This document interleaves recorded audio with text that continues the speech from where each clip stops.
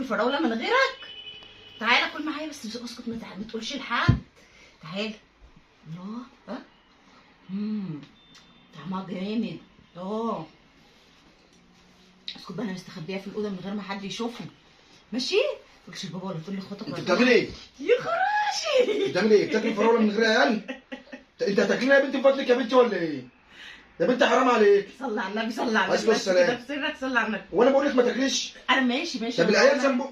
انا هقول لك، انا ما صدقت العيال مشيت على الدرس وقلت انا هقعد ايه هفرزها وبتاع وهسيب العيال، انا مش هاكلها يعني. فرزانه مش شايفك جايبه طبق ولا حاجه، انا شايفك بتاكلي. يعني انت هتاكلي كل ده؟ يا بنتي حرام عليك. انت هتاكلينا يا بنتي؟